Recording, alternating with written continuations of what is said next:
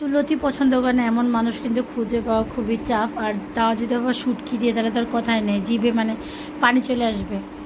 তো এই যে কচুরলতি দিয়ে হচ্ছে শুটকি দিয়ে হচ্ছে রান্না করব। আর হচ্ছে এই যে আমি যে একদম ছোট ছোট যে কাচকি শুটকিগুলো ছিল সেটা। আর কচুরলতিটা রান্নার সময় একটু বেশি বেশি করে রসুন আর পেঁয়াজের পরিমাণটা কম আর রসুনের পরিমাণটা বাড়িয়ে দিতে হয়, তাহলে টেস্টটা খুব ভালো আসে। আর তারপরে হচ্ছে তেজপাতা দিয়ে দিব। আর হচ্ছে শুটকিটাকে ভালো করে ধুয়ে নিয়েছি কিন্তু গরম পানি দিয়ে। আর এই পর্যায়ে হচ্ছে গরম পানি দিয়ে ধুয়ে নেওয়ার পর হচ্ছে এই যে যখন রসুনটা হচ্ছে ভাজা ভাজা হয়ে যাবে তারপর শুটকিটা দিয়ে দিব।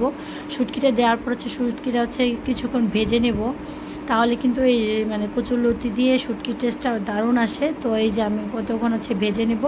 ভেজে নেওয়ার পর হচ্ছে এতে এক এক করে সবগুলো মশলা দিব। এটার জন্য আপনি 2-3 মিনিটের মতো টাইম দিবেন। আর হচ্ছে পুড়ে না যায় সেদিকে অবশ্যই খেয়াল রাখতে হবে। আর কচুরলতি খেতে কতটা টেস্টি সেটা তো আমরা মানে মানে যারা যারা পছন্দ করে তারা সবাই জানে। আর হচ্ছে কচুরলতিতে কিন্তু কাঁঠালের বিচিতেও ভীষণ ভালো লাগে, যদিও এখন কাঁঠালের সিজন না, তাহলে একটু কাঁঠালের বিচি দিলে আরও বেশি টেস্ট লাগতো। আর মশলাটা যখন মাছটা যখন ভাজা হয়ে যাবে আর মশলাটা কষানোর জন্য আমি হচ্ছে যে আদা রসুন দিয়ে দিব, তারপর হলুদের গুঁড়া, হালকা মরিচের গুঁড়া। আর এখানে হচ্ছে হলুদের গুঁড়ার পরিমাণটা একটু বেশি দিব, মানে লতিতে একটু লতি আর শুটকি রান্নার সময় মানে হলুদের গুঁড়াটা একটু বেশি দিলে ভালো লাগে। তারপর দিয়ে দেবো হচ্ছে মরিচের গুঁড়া, ধনিয়ার গুঁড়া, ভাজা জিরের গুঁড়া, অ্যাজ ইউজুয়াল যেভাবে আমরা দিই ঠিক সেভাবেই। তারপর হচ্ছে দিয়ে দেবো হচ্ছে কাঁচামরিচ। আর এই যে দেওয়ার পর হচ্ছে এখন হচ্ছে মশলাটা দেওয়ার পর হচ্ছে ভালো করে কষাবো। আর এই যে ভাজা জিরের গুঁড়া অ্যাড করে দিয়েছি।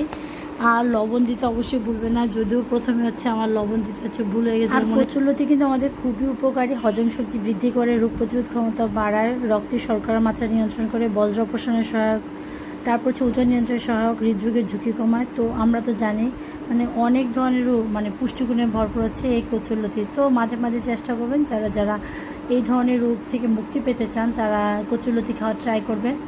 তো আমার হচ্ছে অনেক দিন পর হচ্ছে এবার খাওয়া হলো, যেহেতু বাচ্চা কাচ্চা আছে ওরা হচ্ছে সবসময় খেতে চায় না এইসব সবজি। তো আমি আমার জন্য আজকে করলাম, নিজেকেও নিজে আসলে টেক কেয়ার করতে হয়।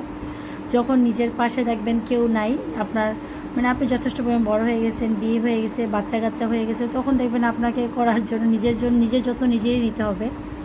কারণ তখন আপনার মনের পছন্দ মতো আর কেউ রান্না করা দেওয়া কারোর পক্ষে সম্ভব না, তখন নিজেরটা নিজেরই করতে হয়। তো এই তো সব কিছু দিয়ে টিয়ে এখন হচ্ছে এই যে একটু লবণ দিয়ে দিলাম। লবণ দিয়ে দিতে প্রথমে হচ্ছে ভুলে গেছিলাম, তারপর হচ্ছে যে লবণ দেওয়ার পর আছে সব মানে কিছুক্ষণ হচ্ছে জাল করব, তারপরে হয়ে যাবে ব্যাস কচুরলতি কমপ্লিট। আর গরম ভাতের সাথে কচুরলতি, অথবা আমি কিন্তু মাঝে মাঝে রুটি দিয়েও খেতে ভালো লাগে। আমার কাছে কচুরলতি বলতে কথা যেভাবেই খাই, রুটি অথবা ভাত সবটার সাথে আমার ভালো লাগে। আপনাদের কোনটার সাথে বেশি ভালো লাগে কমেন্টে যাবেন, জানি জিনিসটা অদ্ভুত।